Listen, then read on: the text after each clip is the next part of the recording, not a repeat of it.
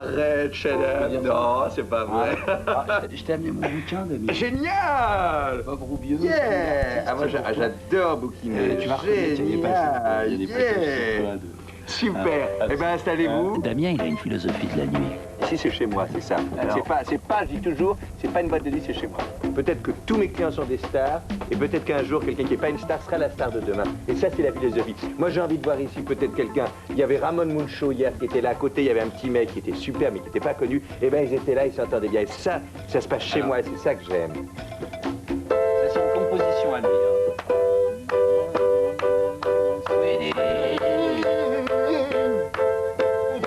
Tu me laisses dans mes délires. Il est incontrôlable, mais moi, je trouve ça génial. Moi, j'adore ça. J'adore, c'est la liberté. Il n'y en a plus des comme ça. Filmez-le, hein. Mettez-le en boîte, filmez-le. On fait péter une bouteille de champagne, non? Oui, enfin... Je sais pas. Comment ça s'organise?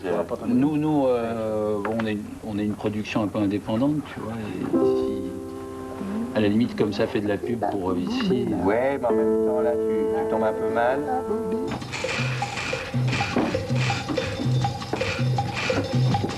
Alors, le succès du Star Club n'est pas dû simplement à la frimousse géniale et au sens de l'accueil de Damien, mais aussi à un type que moi je respecte, à toi Paco, artiste du bar, orfèvre des cocktails. Alors peut-être on peut présenter un petit peu Paco et déjà savoir un peu quelles sont ses spécialités ici au bar du Star Club. Eh bien, je sais pas, par exemple, un Yellow Biarritz. Un Yellow Biarritz, ouais, en fait, c'est la boisson que je bois tout le temps quand je viens ici. C'est un peu la boisson de Bob, c'est vrai. Le vrai Yellow Biarritz. Alors, le vrai Yellow Biarritz, bon, bah, Bob, tu le sais. Brièvement, parce que c'est la télé, ça va vite. C'est vrai. Alors, le vrai Yellow Biarritz, c'est préparé au shaker. C'est 2 tiers marasquin, 1 tiers vodka. C'est fini au champagne et servi en verre de 24 centilitres. Et c'est toujours servi avec une tomate évidée remplie d'une farce aux 3 poissons. Alors, il faut leur dire... Champagne!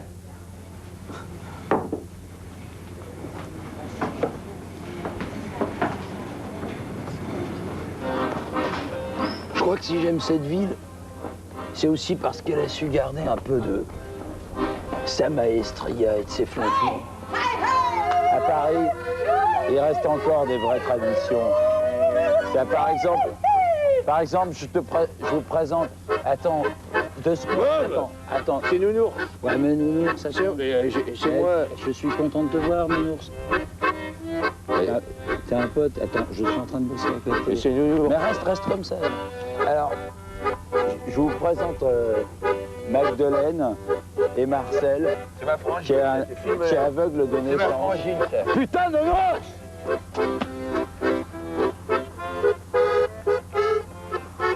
Alors Magdeleine, je crois que ça fait un paquet de piges que tu es dans le quartier et que bah, tu débites ta rengaine à tire-larigot, mais avec quand même une certaine créativité. Alors, ma première question, c'est comment des gens comme vous n'ont pas encore fait un disque, un CD, quoi, un compact.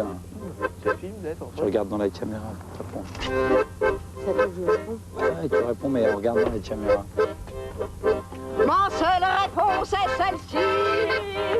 Moi, j'ai vu à la brute des hommes si corrompus. Et moi, je suis pur comme un adulte. C'est ma frange. C'est ma copine depuis plus de 20 ans. C'est dur de tout contrôler pour qu'on comprenne bien ce qui se passe, mais ici à Montmartre, c'est toujours ça, c'est que ça part comme ça. Il se passe quelque chose. Avec ma frange, pile.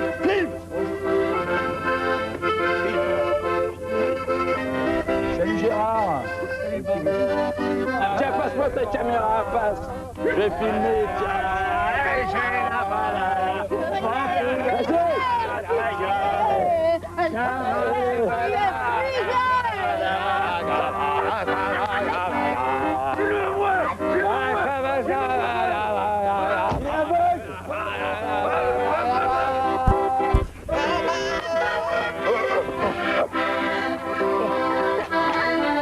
Mais fais un truc.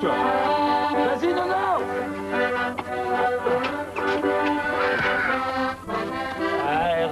Vas-y, Nounours. Reviendrons dans Paris. À Paris la vie, à Paris le faire. ça me fait bander.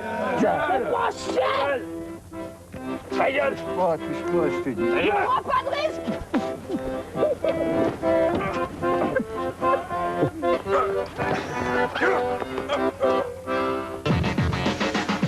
Montmartre et Pigalle me collent à la peau.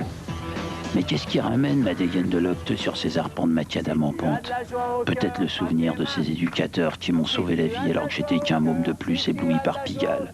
Gérard et Jean-Pierre, l'histoire d'une passion. Si tu as de la joie au cœur, dis merci. Merci. Si tu as de la joie au cœur, dis merci. Ouais, c'est merci qu'il faut dire à un super copain qu'on va rencontrer. Il s'appelle Jean-Pierre. Il est là, il va nous faire visiter Pigalle. Alors, on va commencer déjà, c'est intéressant pour le jeune de voir la sexualité. Alors, si la caméra peut un petit peu balayer... Voilà, pas noté, je crois, c'est le terme qu'on emploie. Pas noté, ouais. Alors, voilà, donc là, c'est un shop porno. Pour simplifier, je dirais que papa aime très fort maman.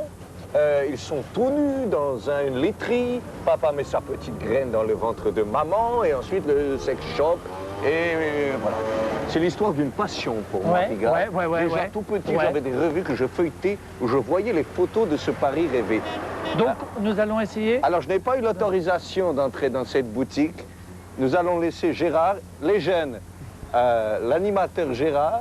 Où est-il entré? Un sex shop, le mot est lancé.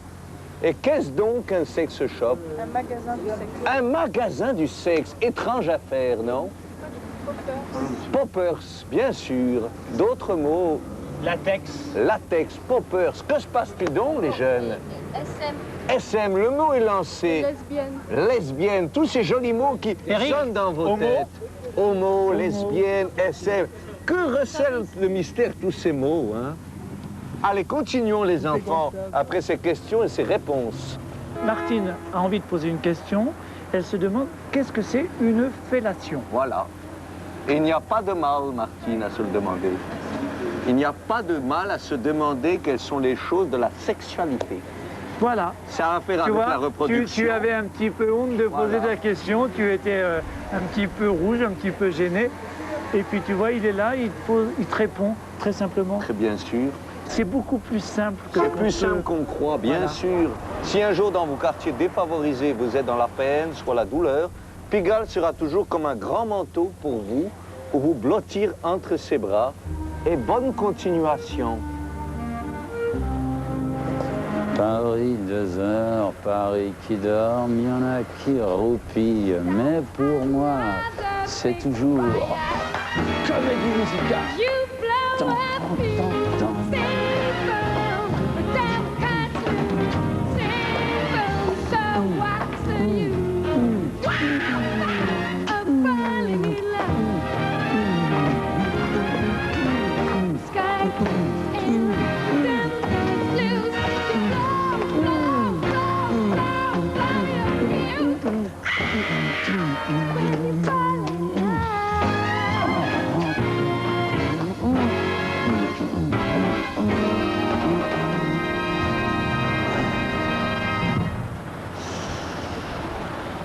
Alors, bienvenue dans le tabernacle de l'illusion et du transformisme, mon cabaret préféré, le Rouge Pompon.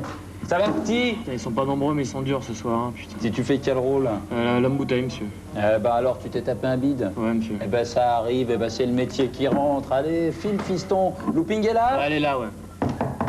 Y a quelqu'une? Eh? Oh! Bob!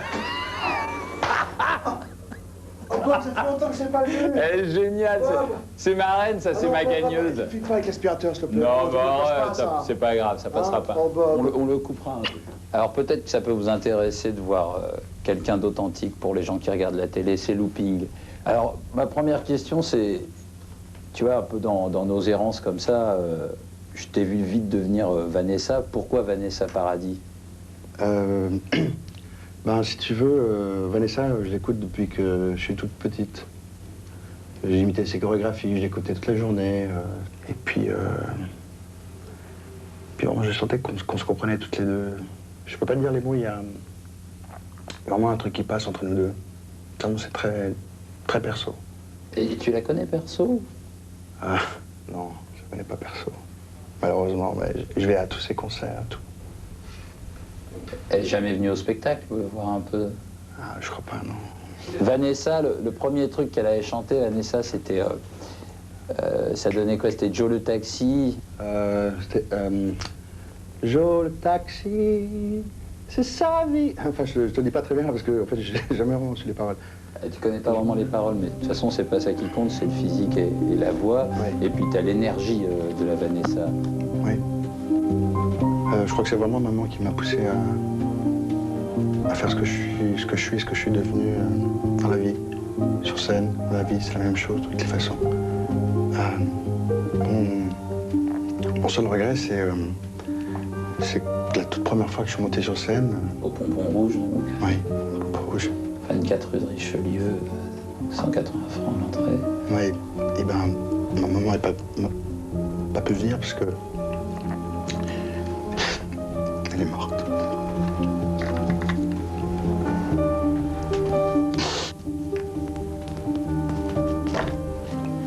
Allez, on va se boire un baby? Oui, baby. Hein? T'es ma reine, toi, t'es ma gagneuse. Je t'adore. Hein? T'es un culbuto, toi, tu retombes toujours sur tes pieds. Hein? Hein? Ma mère me dit toujours ça, t'es une vraie chatte. Hein? Ouais. Tu chiales et puis juste après, c'est le désert qui a séché, quoi. Hein? Ouais. La grosse. La grosse. La grosse qui chiale, Loupine qui rit, Del en île, beware baby, la chenouf est un fucking deal. Je suis le premier à dire un gros merde à la cam, à ceux qui s'enrichissent, s'en foutent plein les poches, à ceux qui détruisent leur vie avec cette saloperie. Alors aujourd'hui, j'ai envie de témoigner, même de ressortir de mon passé rock'n'roll, le Paris sur des fonces que j'ai côtoyé. Avec cette caméra, je vais prétendre, c'est une caméra cachée, je vais prétendre être un client et effectuer une transaction de deal de drogue. Mais attention, c'est super dangereux avec cette caméra. On y va. Discret. Et puis moi je me cache et puis... Non mais c'est pas le problème, moi j'ai une tu entrée me d'argent qui doit arriver. il faut- Mais t'es sympa, faut... Moi, Mais je si, ça arrive toujours, toi. Salut les mecs, Oui. C'est qui ça? T'as pas des rondes? vous en avez? Quoi? Non, je peux vous en acheter ou pas? Ouais. C'est quoi ton truc? Mais qui? Vous en Mais avez? il a une comédie, qu'est-ce que tu fais là? Merde alors! Mais, allez! Au secours. Les flics. Allez, flics de nuit.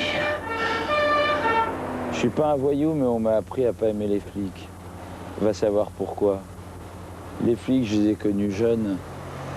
Je les ai jamais aimés, et pourtant, flics de jour, flics de nuit, comment comparer? Quand tu rencontres des types comme le commissaire Bouillard, Benoît Ben Bouillard pour les intimes, que je connais déjà depuis un moment et avec qui j'ai passé des bons moments de nuit, quoi. Puis d'abord, je voulais avant que j'oublie, parce que j'ai fait ce bouquin, c'est Salut l'artiste, Bob Rubio.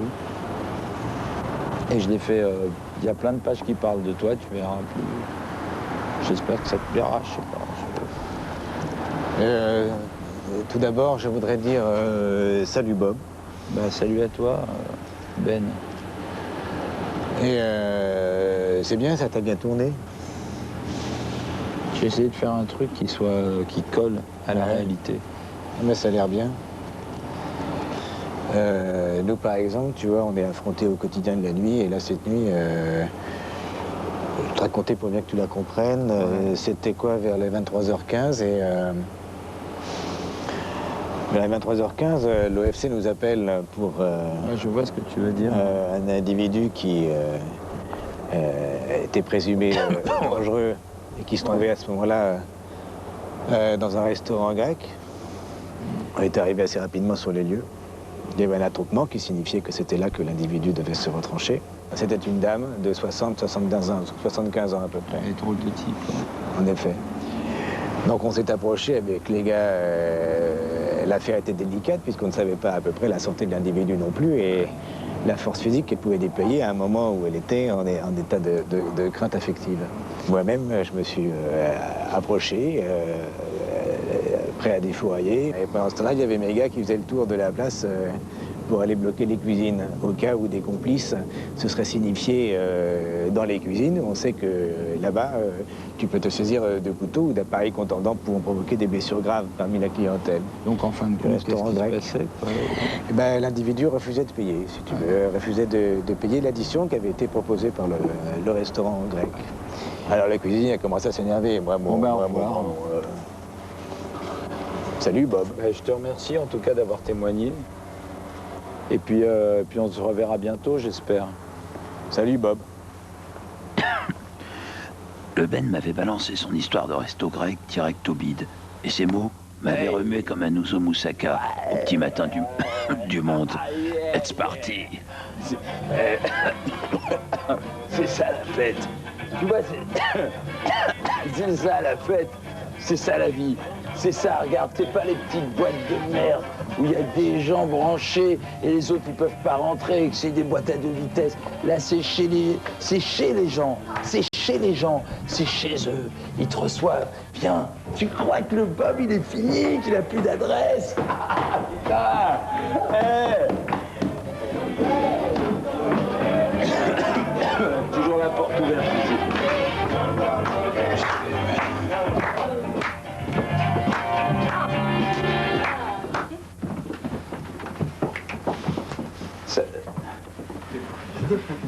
Voilà, bon, bah, ça c'est un bon exemple de ce qu'est le groove à Paris et le délire quoi, que tu peux avoir la nuit quand tu te promènes, que tu ouvres un petit peu les yeux. Bon, t'en as qui sont, qui sont en train de buller à la cool, d'autres qui se roulent un petit pétard, j'aime bien quoi, et puis d'autres qui bouquinent, l'autre lui qui joue sa gratte et tout. Tu connais les portes du pénitencier? Les portes, vous connaissez les paroles? Les portes du pénitencier, qu'est-ce qui connaît pas ça, Tancier? Bientôt vont se renfermer. Messieurs! Nounours, ce ghetto! Nounours! La porte du vin? Je sais que tu... Putain, vous saurez pas ça tous les jours, il y a Nounours. Ça va? Je retrouve un peu. On va y aller. Attends. Ça va? On est en train de... Ça va. Ça va. C'est quoi, c'est une fête de PD, alors on peut pas venir? Bonsoir. T'as une tâche, Attends, Eh ouais, à trop jouer dans le grand ciel noir, Nounours le Piaf était une fois de plus tombé dans les filets de la bonne conscience bourgeoise. Tu pourrais te présenter, Nounours, et peut-être raconter une anecdote, un truc qui serait caractéristique de... Chut! Je te jure! Tu peux raconter des par exemple, Coluche, moi je sais que tu bien. Viens la nuit, danse mon frangin. Ça c'est la magie, tu vois, c'est là. Si j'ai... Ouais. Faut pas louper. Viens la nuit, danse frangin. Ça j'aimais bien celle-là. Ici c'est pas... Alors peut-être on peut parler... Improviser. Improviser. Deuxième temps, maintenant t'as lu le poème, ça, c'est ça. On te présente... Pas dans le dictionnaire. On te présente un petit peu, bon... Pas dans le dictionnaire. Higelin, il t'appelait le Capitaine Nounours, tu m'avais dit ça. À l'époque, tu m'avais dit... Ah tiens, Higelin, c'est comme ça qu'il m'appelle. Je te jure, là, Higelin, le chanteur, tu l'as connu. Tu me filmes, tu me fais pas moche, toi. Et tu vois la frangine là qui est là derrière, là. C'est une donneuse, quoi, c'est une donneuse de plaisir. C'est respectable. Ça, j'adore le respect que lui, il a pour les femmes prostituées. Chut, élégant. C'est une pute. Chut, elle est là, elle est belle, elle est tout le temps. Tu le files à bicheton, elle te donne le cul d'une pute au petit matin. Ça, non, c'est pour les marins qui auront... Depuis une demi-heure, il y a les deux mecs, là, ils arrêtent. Et celle que t'as pas baisé, c'est dans un port, mais pas pour toujours. T'es pas femme de pute, toi? Hein? C'est chiant, ouais. Tu veux que je te bourre le pif? Ça, c'est le combat de rue typique. Bah alors? C'est malheureusement, il y a des... Tu fais plus le fier, là? Quand ça se met à péter comme ça, c'est... Arrêtez les caméras et tout ça, moi je me casse. Je vous laisse, les mecs. Vous vous démerdez. Bob est parti. Bob est parti dans la poésie. Comédie musicale, merde.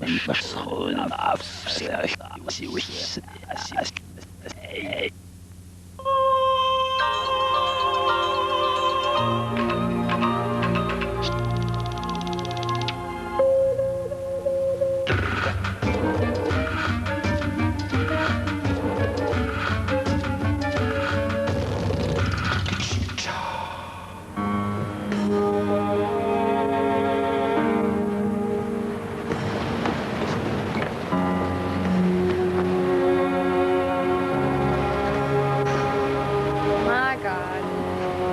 Tomorrow, World Geo, and counting to 01. Yeah.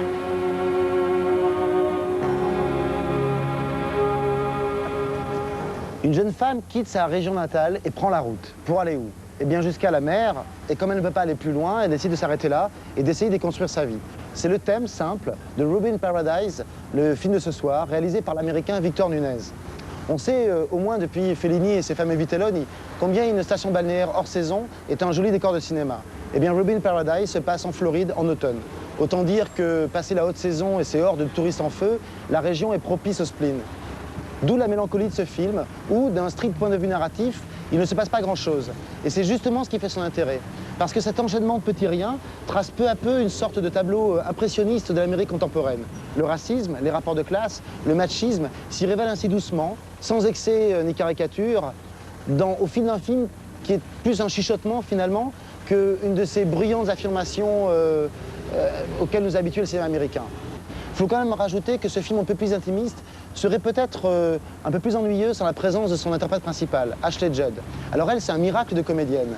Présente du début à la fin du film, elle arrive très finement à faire évoluer son personnage d'un type d'adolescente en fugue à une jeune femme, ni soumise ni rebelle, qui cherche simplement à exister, hors de tout fantasme masculin, qu'il soit beauf ou au contraire gentiment Pygmalion. Ruby in Paradise, réalisé par un homme, est pourtant un film empreint donc d'un doux féminisme, ce qui est suffisamment rare pour ne pas être noté, et donc diffusé. Allez, bon film.